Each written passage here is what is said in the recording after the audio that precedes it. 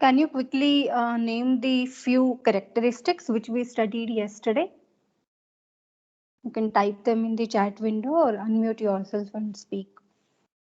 So what all did we discuss yesterday?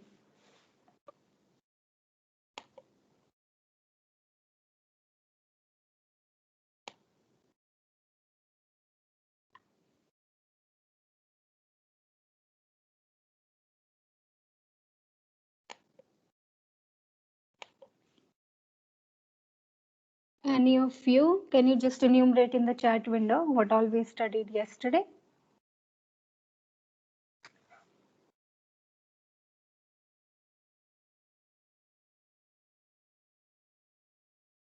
You all can type different things as well.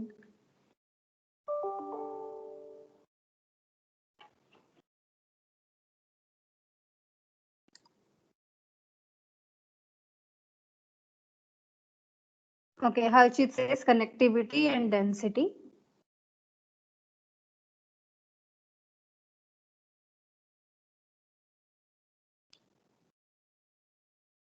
Shagufta says transitivity. Okay. 6 degrees of separation.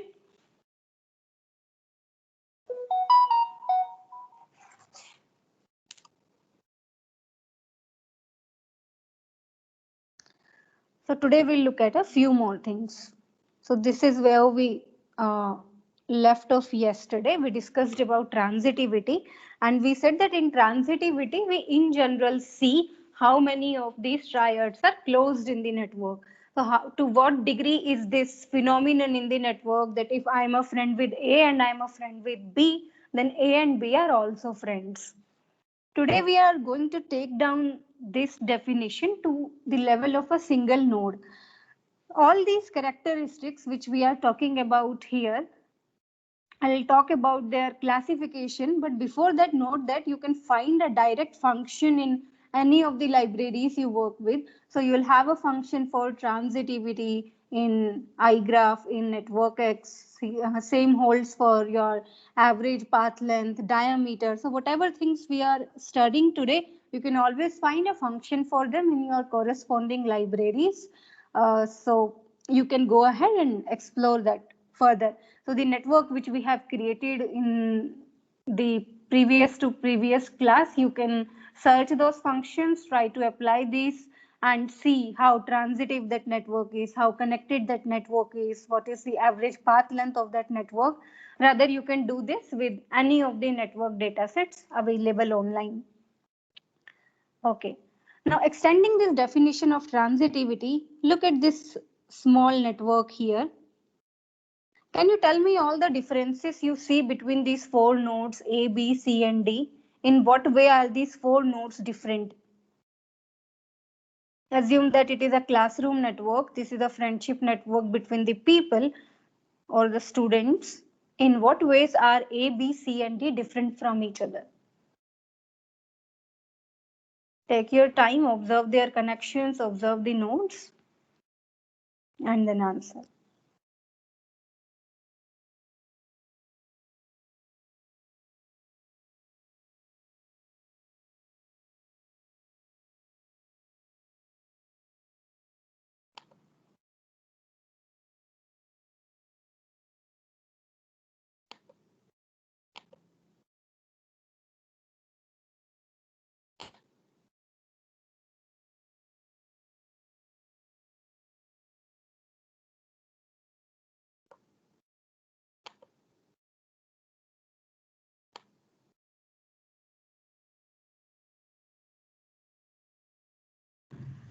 Ma'am, in the A cluster, we can say that the each and everyone know, ma'am.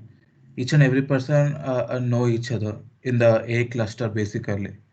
At least Okay, so some. if we look at it in the form of a cluster here, so we can say that this cluster is sort of dense. Yes, ma'am. Not but connected, ma'am. The five nodes are connected. Five people are connected to each other, ma'am. Basically, yeah, dense, dense. Is it a click? So it's almost a click, not a perfect click, almost a click. Yes, ma'am. So if I look at A and its neighbors, it's almost a click. Okay. Coming to the D, it is less denser, ma'am. And D is a mutual fund for the all these six other people.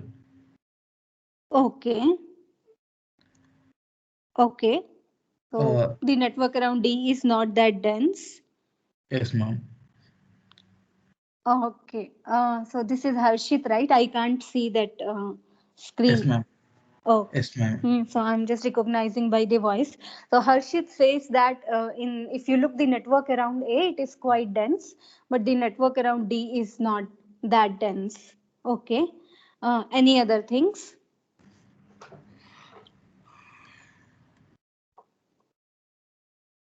Feel free to type in the chat window as well.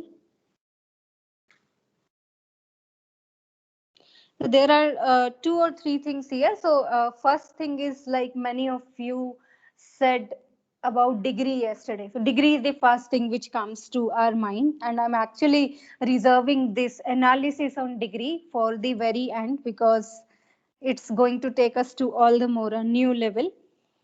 The first thing which we can observe is the degree. The degrees of C and D here is 6. So C and D have 6 friends each, while A and B have 5 friends each. So in that sense, we can say that C and D are probably more popular.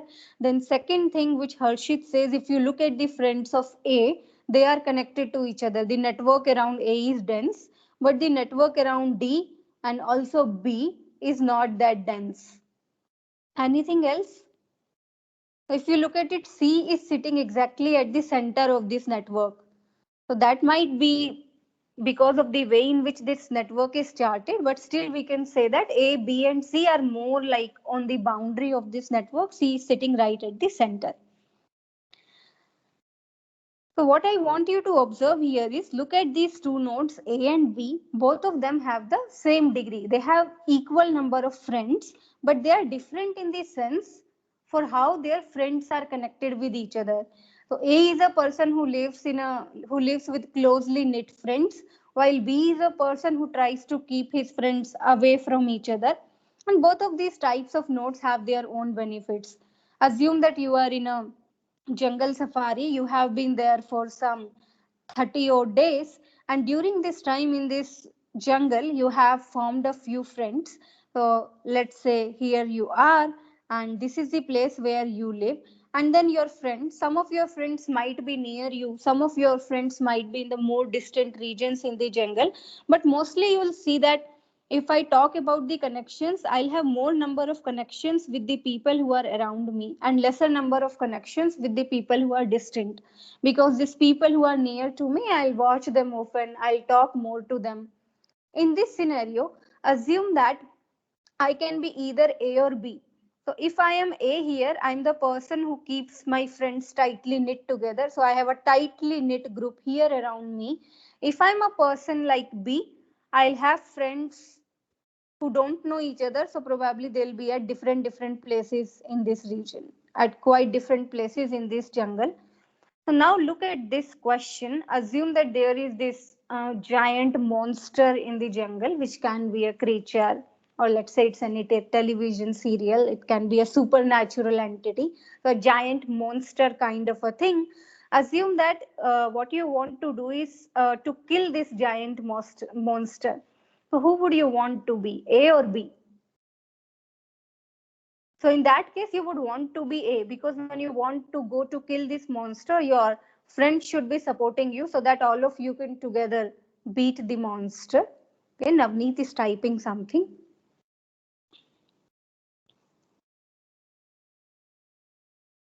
Nothing, ma'am. Okay, okay. On the other hand, assume that what you want to do is this monster is lost somewhere in the jungle. He has hidden, and you want to search for him. In that case, who you would want to be, not A, because your friends are all close to each other. So you can search only in a limited area, in a limited time. But if you had to search this entire jungle, you would want your friends to be distant. So in that case, it would be better if you occupy the position of B in this network. So in that sense, both of them play their own roles. A is good in the sense that whatever information comes to A, he can quickly reinforce it and distribute it among his friends, but that information is mostly going to remain in his friends only. We'll talk more about it later when we'll talk about information diffusion models. But if you look at B, assume that I want to spread something quickly in a network, then since the friends of B, they are more in different parts of the network, it might be a better idea to become B rather than A. Or assume that I want a lot of information from different people, then it makes sense that I know people from different parts of the network instead of knowing them in the same network. And in some sense, if you look at this network, it makes sense if you want to spread something very fast, better to become C, because he's right in the center of the network. So anything which comes to C will spread very fast in this network. Anyhow, we have diverged a bit. So what I was talking about is, let's look at these local features of the nodes A and B here. If I look at A, so A has 4 friends here. And how many connections these 4 friends can have with each other? 4 choose 2, which is 6. So the friends of A can have 6 connections with each other. And out of that, how many are present there? So I have 1 between these two. So I'm only looking at the friends of A and the connections between these friends. So I have this 1 connection over here, then 1 over here, and then this one and this one. So I have 4 connections out of these 6 connections. So I say that the clustering coefficient of A is 4 by 6. So clustering coefficient tells me this degree through which my friends are friends with each other. Like in the case of A, you get this clustering coefficient to be 4 by 6. And what is this clustering coefficient in the case of B? None of B's friends are friends with each other. So it's actually 0 by 6. So B has a 0 clustering. If you compute it for D, what it will be? D has 6 friends. So I get 6 choose true in the denominator. And what goes in the numerator? Probably these two are connected here and these two are connected. I think there are 2 links. So even the clustering coefficient for D is very less. So this is how you do it at a local level. So instead of simply counting the number of closed triangles in the entire network, you can work on it node by node, compute it for node A, compute it for node B, compute it over all the nodes, and then take an average. So that is called the average clustering in a network. The motivation of both of these, your transitivity or global clustering or this average local clustering, is that in a network, essentially a social network, people tend to make triangles. So if there is somebody here, so this guy knows this guy and this guy here, there is a good chance that both of these two will become friends with each other. So you just this is the motivation here, and then you can quantify it in different ways. So we call this a triad, right? Now what I'm going to do, I'm going to take this concept all the more 1 level up, and let's see how we can extend this concept of triads. So we worked Ma'am, with the, yes, go ahead. sorry to interrupt, but why was it 2 by 6 choose 2 again? Where we had 2 by 6 choose 2. Okay, here. So what we are looking here is, let me just go up, or let me write it down here. Assume that I have a person here and I want to compute the clustering coefficient for this individual. So what you are going to look at is all the friends of this person here. So in that case, that guy had 6 friends. So let's say this person has 6 friends here. Now, when I compute the clustering coefficient, you forget about the central node. So I do not care about these connections. So these are anyhow already there. These are all my friends. So I have a connection between them. What I am concerned about is the connections between my friends. So just look at these. Just a second, just lost that slide. Just look at the connections between these 6 people here. So I have 1, 2, 3, 4, 5, 6. and assume that the connections between these two people are like this. I'll go back to that network. Assume that this was my local network. Then these people can have some more connections to some other nodes in the network. I don't care about that.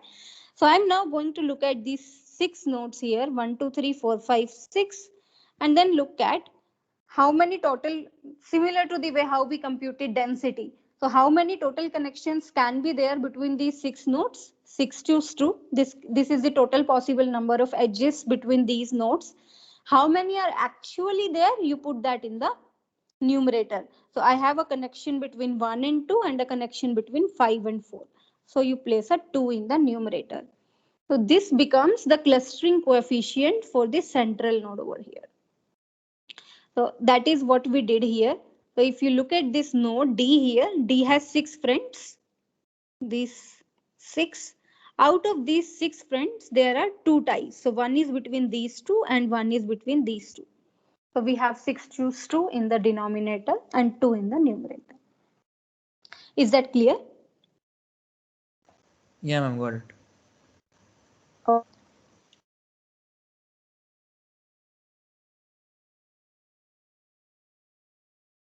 Just rub it. Okay. Did we do that thing in the class where we charted a bipartite network between the women and the clubs they are a part of? Have we done that during our hands-on sessions?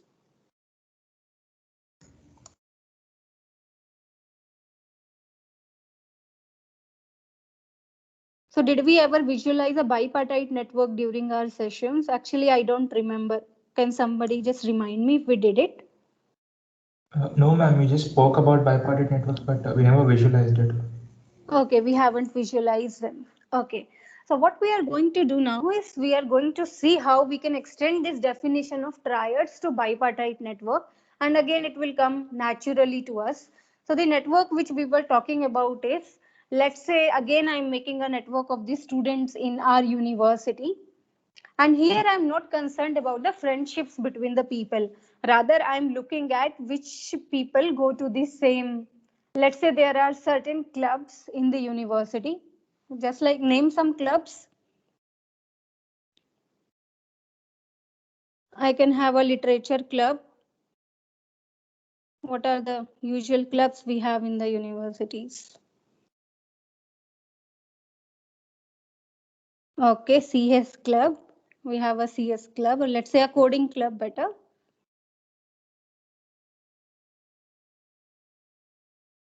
We might have a drama club.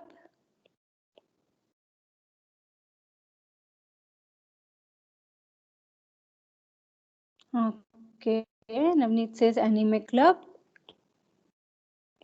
Photography club. Okay, I think sufficient for our discussion.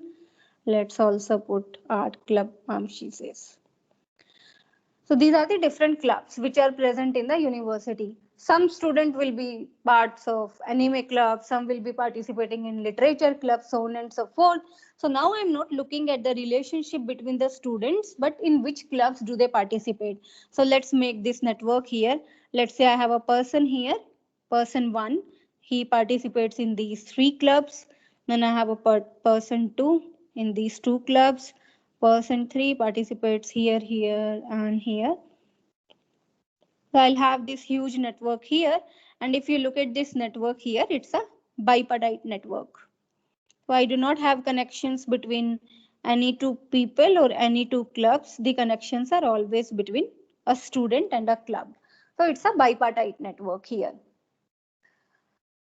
Now, can you see how triads can form in this network here? Which kind of triads can form?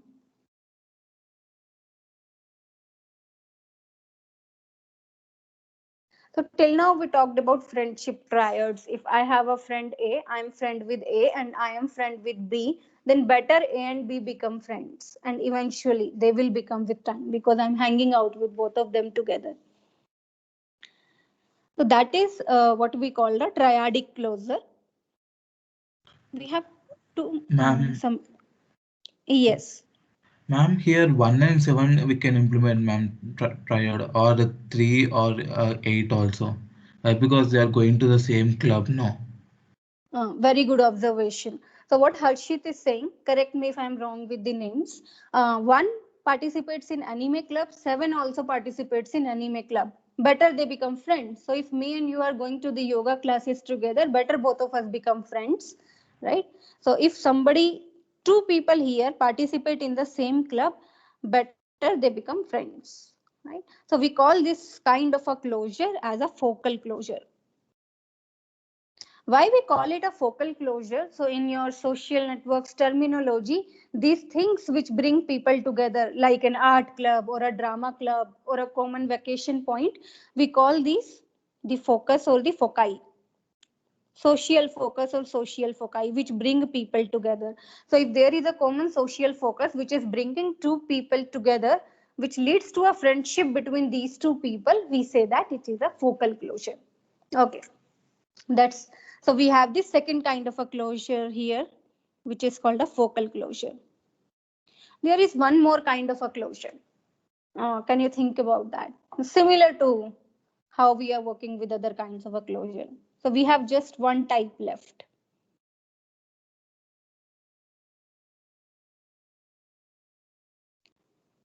So let's see here if I have a person here, a person here, a person here. P1 friends with P2, P1 friends with P3, P2 and P3 ends up becoming friends. So become a triadic closure.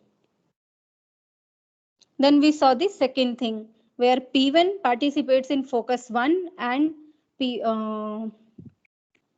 just a second. P1 participates in focus 1 and P2 also participates in focus 1. Then we ends up having a connection between these two. And we say that it's a focal closure. What other possibilities do we have?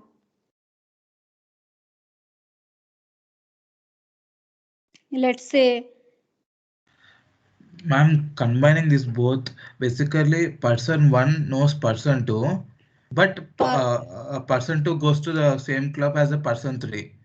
Like that we can establish a connection between person 1 and person 3. come again. So person 1 Uh, is a friend person with, Person 1 is a friend with person 2, but okay. person 2 goes to the same club of the person 3.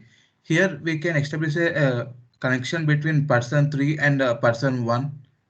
Okay, so Harshit is going one level up. So what he is saying that person 1 is a friend with person 2 goes to focus 1, person 3 goes to focus 1. So what happens is probably ultimately you'll end up having a this what I would say focal closure between person 2 and person 3, right? Now person 3 and person 2 become friends because of this focal closure. Now person 3 is a friend with person 2 is a friend with person 1. So a good chance that person 1 ends up having friendship with person 3. So again, one level up. Okay, what we can, I'll come to this. So the third kind of a closure we have is, let's say person 1 is a friend with person 2. So both of these two people are friend, which generally happens in common life. And person 2, let's say he goes to a pizza corner, which is our focal point. So now since person 1 and person 2 are friends and person 2 is consistently going to this pizza center, what I wrote, pizza closer. So what will end up, person 1 will also end up going to this focus 1. He'll also start eating more pizzas because his friends does so. So we call this one a membership closer.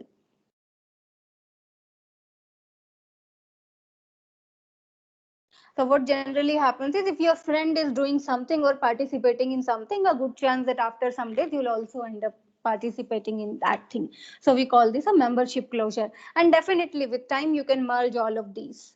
Like Harshit went one step up. So there might be a friendship between 2 people because of focal closure, which might lead to a triadic closure in the future, so on and so forth. So these are the 3 kinds of closures we have. So that is how you can extend this in the case of bipartite network and obtain friendships between these two. Rather, what we generally do is, let's say you have to study a bipartite network.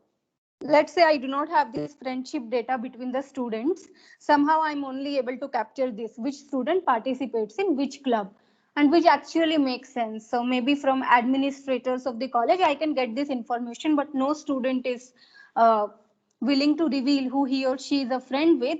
So what I can do is I can take this network, and with the help of my focal closure, I can try to deduce certain friendships between the people.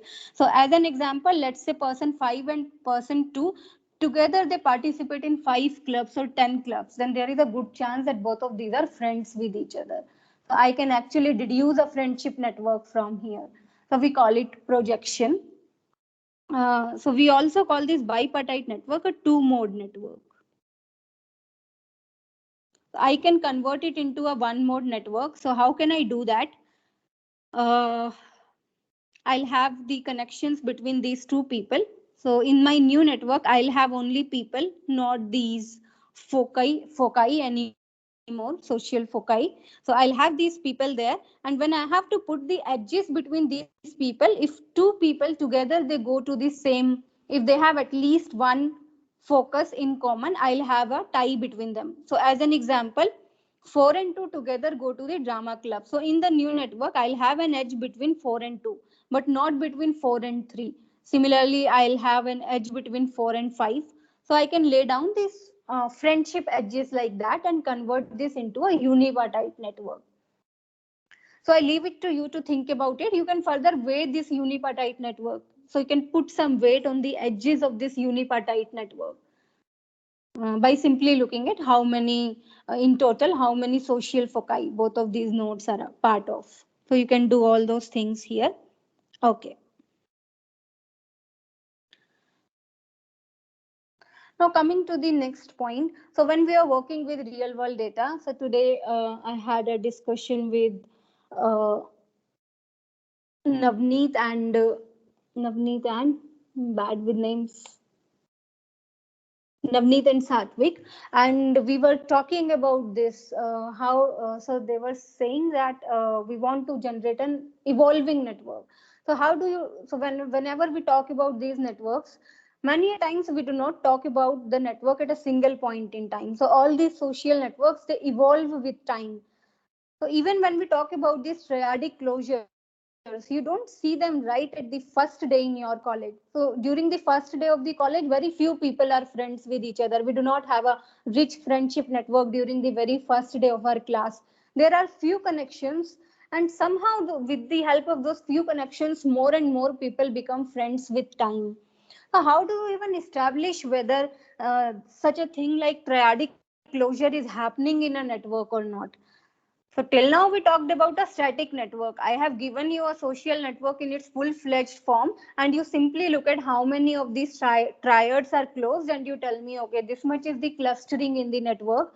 But now we are looking at it from a different viewpoint. So assume that I give you the data for a class.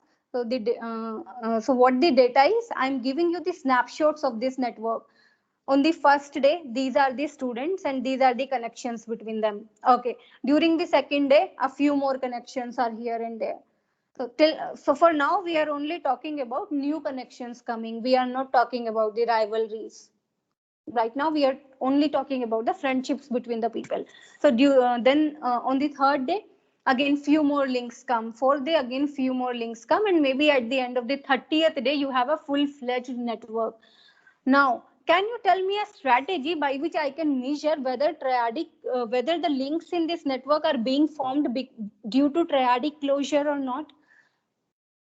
So let's say let's say there is a different kind of a world where different rules operate, and all the friendships which are being formed are completely random. So people just they toss a coin to choose their friend.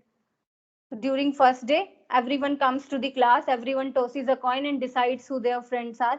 Then the second day, they again toss some coin, again make some new friends, again toss some coin. So if you see in such a world or in such a simulation, you won't see any triadic closures happening. Anyone can be a friend with anyone else. But this doesn't happen in the real world.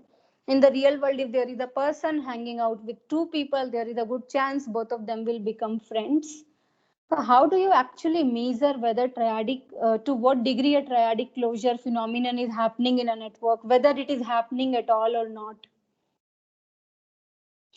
Do you get the question? So to get to the answer, we should get the question right. Is the question clear?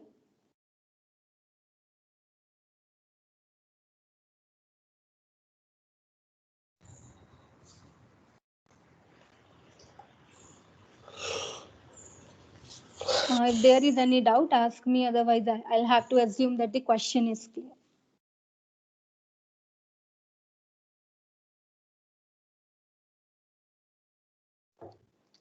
Okay, so to make the question rather more clear, okay, Ali says it's clear to him. Let's take a small example here. Assume that here is your classroom during the very first day, a very small classroom. I have these 4 people here. So these are the friendship connections between the people.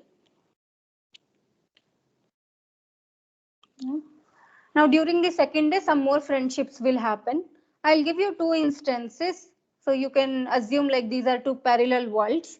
So in the first world, what happens on the second day here is I have the connections which look like this. So these connections were already there. And I have 2 more connections. Let's say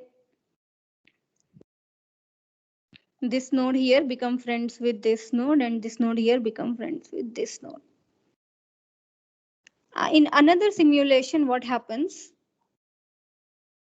So this is the first way in which it can proceed. This is the second way in which this same thing can proceed. I have these connections. And this is what happens. So I have these ties here. Right. Now, can you tell me in which of the world you see triadic closure actually happening? Transitivity playing its role? Is it going to the left or going to the right? Here we are just talking about the friendship network, not a bipartite network. All of these are just purely friendship ties.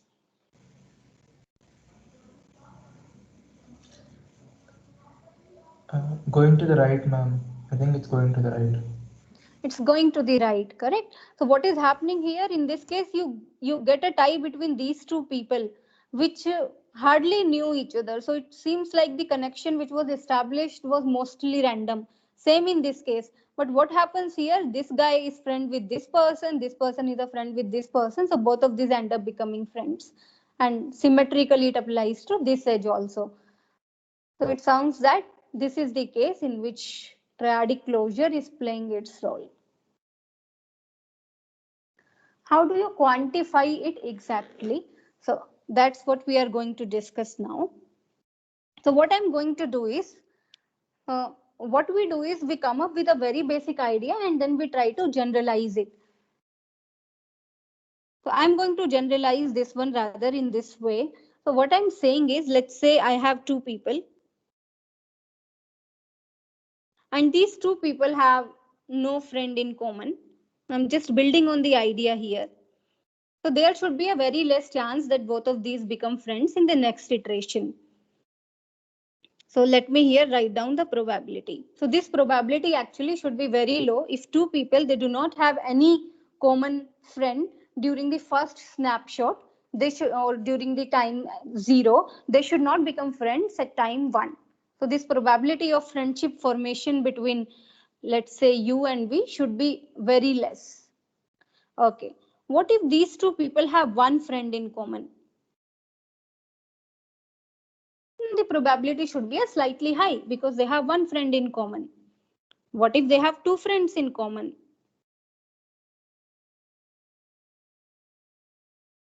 So this is how we are generalizing the idea of this triadic closure. So how many people do we have? So these 2 people, again, they are not friends with each other, but they have one mutual friend, as you say it on Facebook. Here they have 2 mutual friends. What if 2 people have 100 mutual friends? So there should be all the more a greater probability that they will become friends at the second snapshot.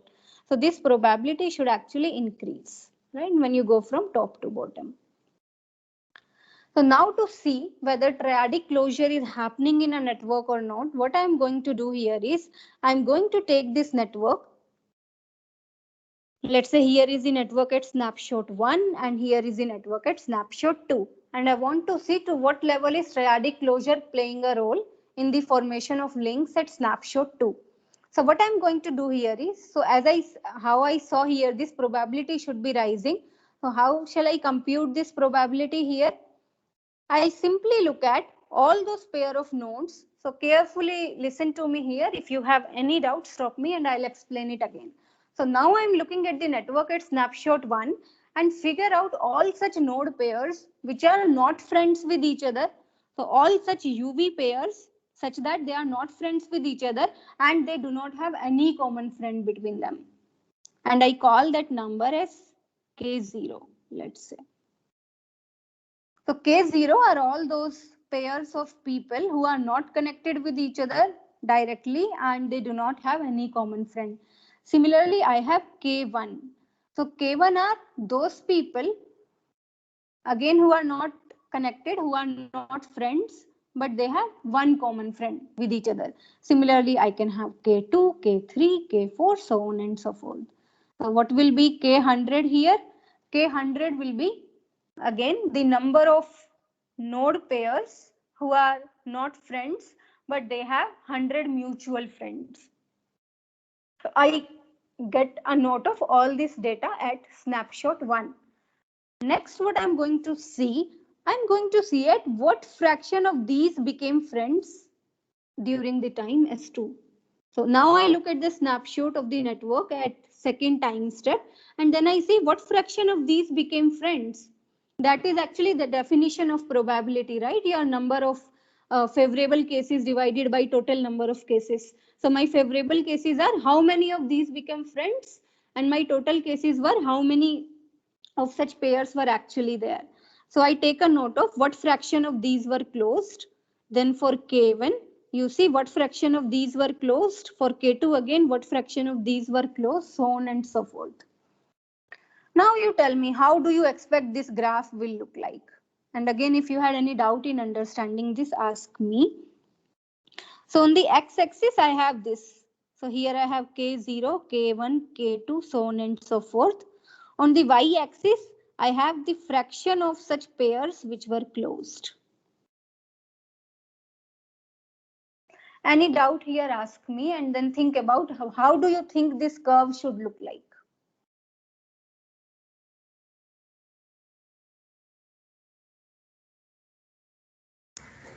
Ma'am, I have a small doubt. Yes, go ahead. When we're talking about all these scenarios, S1 and S2 consecutively, if we consider mutual friends are able to form triadic closures, how can we quantify that? How can we quantify the possibility of these mutual friends having closure amongst themselves? I mean, how can we quantify the possibility of this graph becoming more convoluted? Because if not for that, I think it would be parabolic. But if in that case, in the case I mentioned, it would end up being hyperbolic and it would end up in a saturated state, right? At one point.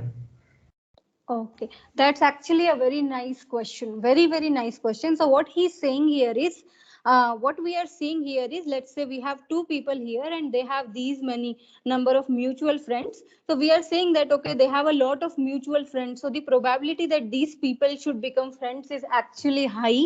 But what we are not considering here is the connections between these people. So if the connections between these people are again very high, then it will increase the probability all the way more. And then that could have an impact on our curve. But we are going by the very basic principles as of now. So as of now, I say that I am not looking at the connections between these people here. I really appreciate that observation, but since we are going from the very, very basic principles, as of now, assume that the connections between these people do not play any role in the friendships which are happening between these two people. because what you are saying will lead us to a more complicated model. So we are moving from a very simple model. We'll slowly build it up, and we'll see then how we can actually bring this thing also in account. So as of now, just assume that the friendships between two people, it's only impacted by the number of mutual friends they have and not the connections between those mutual people. So in that case, how do you expect this curve will look like?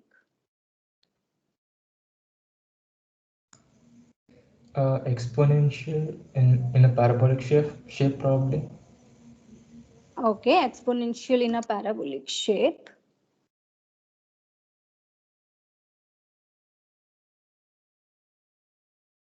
Any other answer?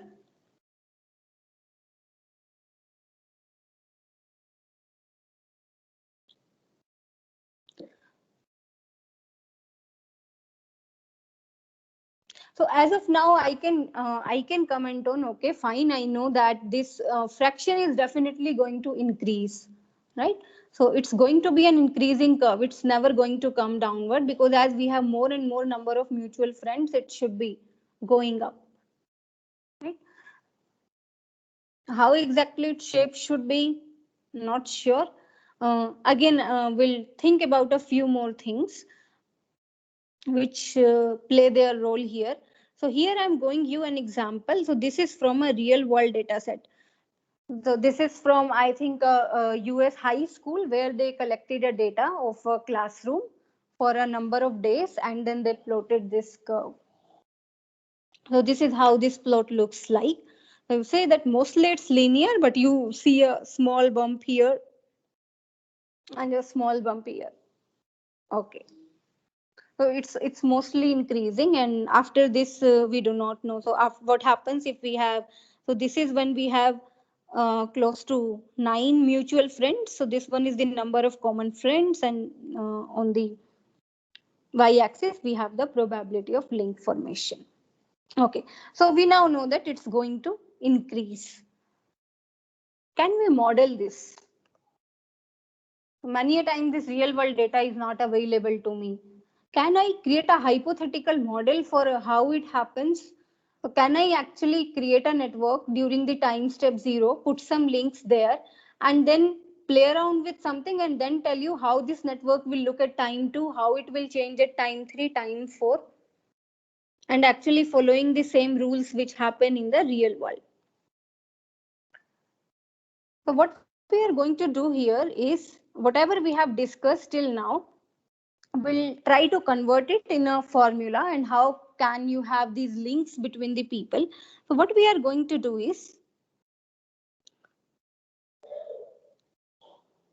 let's say we have these two people here,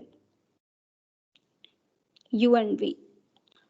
So right now I'm only concerned about the node pairs and interested in looking at whether these two nodes will become friends at the next timestamp or not. And the only factor I'm considering which leads to the friendship formation between them is their mutual friends, number of their mutual friends. And we are saying more the number of mutual friends, greater is the probability that they will become friends with each other. Now, how do I capture this? What is actually happening here? Each mutual friends increases this probability. So 0 mutual friend, I would say that in my model, the probability should be 0. These two people should not become friends at the next timestamp. I have 1 mutual friend. Okay, there should be certain probability. Now they can become friends. 1 more mutual friend, this probability should increase. Here, this probability should all the more increase. So each mutual friend should increase the probability of this friendship formation. So for a very basic model, I'm going to assume that each of the mutual friend contributes a probability P, that both of these will become friends with each other. So if we have 1 mutual friend, it means that the probability that we'll become friend at the next iteration is P. So this P can be anything, say it's 0.2. Each one contributes to 0.2 probability. This one again P, this one again P. And now again it is true that not every mutual friend is the same. right? So this matters how good this person is a friend with this person, or this person is a friend with this person. But for a very basic model, we ignore these things. And mostly you do not have the data corresponding to these edges in the real world. So we are going to keep these probabilities same. Every mutual friend is contributing a probability P, that these two people will become friends at the next iteration. Can you now get an expression for what is the probability that you and we will become friends in the next iteration? Can you use some basic probability principles and tell me what will be its value?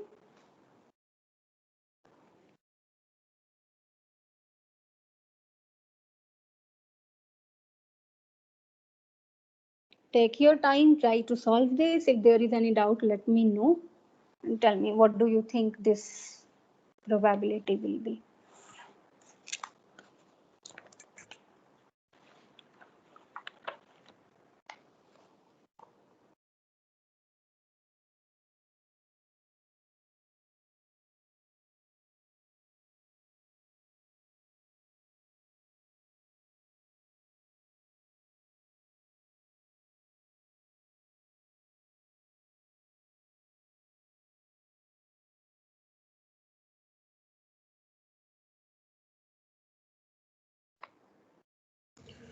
Ma'am, do we have a certain quantity for assessing triadic closure? Come again, do they have a? Do we have a certain quantity for assessing triadic closure? Certain quantity for triadic closure. Can you be more specific? Can Like you give me here, the exact problem?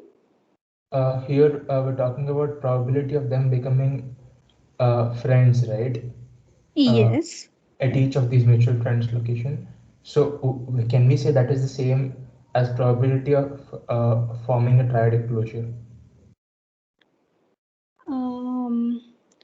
So see, we are now a little bit above triadic closure. So when we talked about triadic closure, it was in terms of this, that yes, if these two people have one mutual friend, then there is a chance that both of these will become friends. Now what we are saying is these two people can have one mutual friend, or two mutual friend, or three mutual friend. So each of these here increases this chance that both of these people will become friends. So it's like this. So these people are friends with all of these people, right? And now we are saying that, so we are trying to figure out what is the probability that both of these will become friends with each other, where each of these is contributing a probability P in both of these becoming friends with each other. So it's sort of a generalization of triadic closure. Okay, so what if there was just one friend? Let's think about this way. Let's say these two people have one friend in common, right? What is the probability that these two people will become friend in the next iteration? P, right? Because we said that each mutual friend is contributing a probability P. So what essentially we are saying, if two people, they have one mutual friend, let's say this probability is 0.2, then the probability that you will see an edge here at the next iteration is 0.2. Okay. What if we have two mutual friends now? We have one mutual friend which is here, and we also have another mutual friend which is here. Okay. So this one again probability 0.2, this one also contributes a probability 0.2. Now what is the probability that both of these will become friends in the next iteration? Think of it like this. Is it 0.2 plus 0.2 or 0.2 into 0.2 or 0.2 to the power something? So you have to think about it in those lines.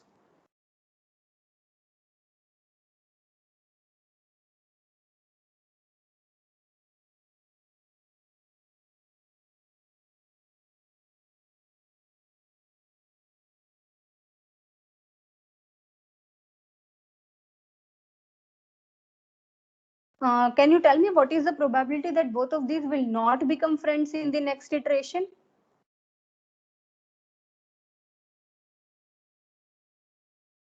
So you can see this experiment like, let me simplify it all the further so that we can think more clearly. Let's say each of these contributes to a probability 0.5, right? What does that mean? So I and you have one mutual friend. We have to decide whether we'll become friends in the next iteration or not. And this person, it is contributing a probability of 0.5. So what I'm going to do, I'm going to toss a coin, right? If head comes up, let's become friends. If tail comes up, we won't become friends. So this is for one mutual friend. If we have two mutual friends, here again 0.5, here again 0.5, how the experiment will go now? For the first mutual friend, okay, let's toss a coin. We get a head, we become friends. We get a tail, we don't become friends. Let us say a tail occurred, right? So because of this person, we are not becoming friends. Next, for this person, again, we'll toss a coin. If head comes up, that means we'll become friends. If tail comes up, we won't become friends. So do you see how this one person has increased this probability of we becoming friends? Because now we are tossing the coin two times, and if we see head even one time, we are going to become friends. So what possibilities are there? I can end up getting a head or a head tail or a tail head or a tail tail. So in all of these situations, we will become friends, and in this situation, we won't become friends. So in the first case, when we had just one mutual friend, our probability of becoming friend was half. In this case, our probability of becoming friend has actually increased and gone to 3/4. Let me know if this experiment is not clear to you, what is happening here. We'll talk about the exact formula yesterday. Every mutual friend increases the probability that we are going to become friends. Let me know if this coin tossing analogy is not clear to you. So we have 100 mutual friends, each of which is contributing a 0.5 probability for us to become friends. So for each of these, we are going to toss a coin. And if we see head out of these any 100 experiments, we are going to become friends.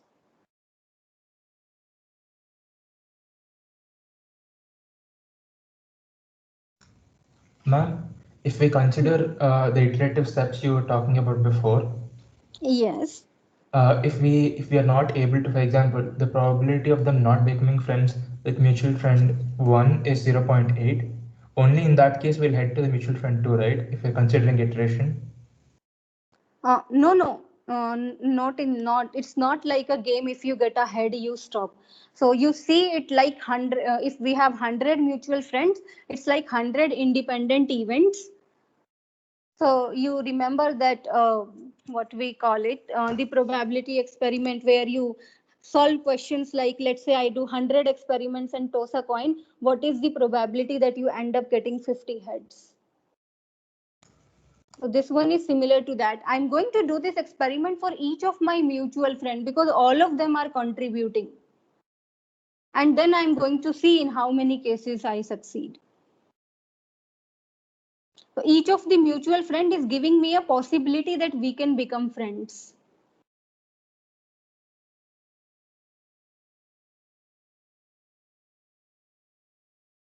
Think about it. I'll again think of a better way to explain this in the tomorrow's class. If somebody has got it right, feel free to explain it to your friends what is happening here.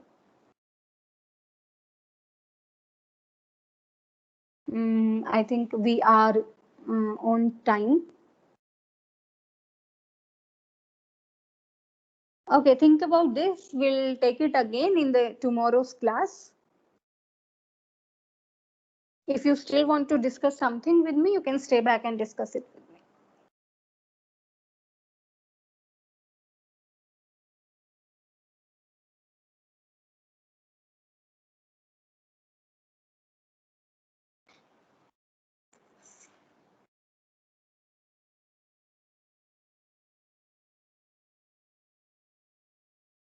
Otherwise, you can leave and just think about this, what is happening here.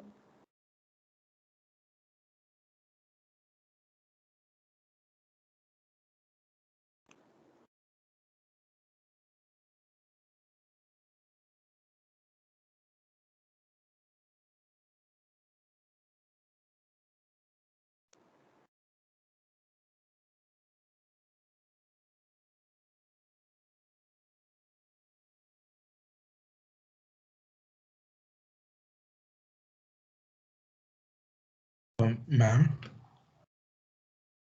Yes, Harshit, go on. ma'am, it is a little bit confusing for me, ma'am. What exactly happened in the last model?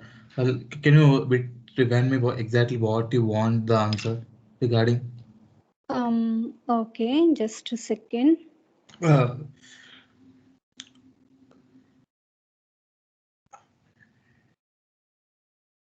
Okay, so see, what we are doing now is we are trying to exactly quantify all the things. Let me find a few empty slide here. So what we were saying in triadic closure is, let's say I have a person here and these two people, right? They have one mutual friend here. yes, So if a ma'am. person is friends with these two people, then these two people should become friends with each other with Yeah. time. That is what Yes, ma'am. triadic closure says. Right? So Yes, ma'am. essentially, what is happening if you look at these two people which were not friends previously, if they have a mutual friend, there is a chance that they should become friends later on. So now we are Yes, just ma'am. extending this definition and we are saying that you should also look at the total number of mutual friends they are having. So it is not necessary that they have just one mutual friend, they can have many mutual friends. Yes, ma'am. So what if they have n mutual friends? So consider these two scenarios. Here I have two people, they have one mutual friend, and here I have two people which have three mutual friends. Yes, ma'am. Got it. So definitely in this case, the probability should be higher, right? That they will become friends in future. In Yes, this ma'am. case, the probability should be lesser. Yes, So ma'am. how do you work out this exact probability of, how do you work out this exact probability that they will become friends? So for that, what we are saying that each of these mutual friend is contributing to that probability. Each of these mutual friends is increasing that probability. Yes, ma'am. So consider this experiment like in this case, let's say what happens is the experiment goes like these two people are going to hang out with each of the mutual friends one by one. So every hangout or every event will increase the probability. So let me Yes, ma'am. initially say this probability is 0.5. So it means that let's say these two people go to a pizza joint with this person here, right? And then they talk to this person. Since they are talking with a mutual friend, there is a chance that they will become friends. And this chance is governed by some random thing happened in the atmosphere. It can be anything. Got it, ma'am. Got it. So for that random phenomenon, we take this probability. So I do not know what that random thing is. So I'm simply saying that instead of doing that, you just toss a coin. If you get a head, these two people, they decide to become friends. Okay, ma'am. So this probability, this coin toss can be anything, maybe based on what they decided to eat, whether their interests collided or not. It can be anything in the atmosphere. Okay, ma'am. So the Okay. probability that these two people will become friends at the next time is 0.5. Here what is happening is they have three mutual friends. So first they went to eat pizza with this guy, tossed a coin, might have failed or passed. Then they went to eat pizza with this guy, again tossed a coin, might have failed or passed, I don't know. And again with this person. And if in any of these three events, if they end up getting ahead, they will become friends. So this actually increases the probability of link formation between these two people. Yes, ma'am. Got it. Got it? Yes, So ma'am. now Got it. think about the question, what is this exact probability if they have n mutual friends or let's say k mutual friends? How do you Ma'am, figure Okay. so out this exact number? is can the problem be translated to the probability of having k heads in n tosses? Definitely, it is exactly the same. So you are actually looking at what is the probability of getting at least one head, right? If you toss a Yeah. coin k times. So there's a formula for that I found online. There is a formula for that you found online, or you can also think about it in your own way. So generally when you solve these questions, can I say that this probability of becoming friends is nothing but 1 minus the probability that they don't become friends? That is how we generally solve these questions, right? Yes, ma'am. So I want at least one head. So probability of at least one head, what is this? It is same as 1 minus probability of no head, right? Yeah, Yes, ma'am. ma'am. Now you don't need a formula here, you know what's the answer.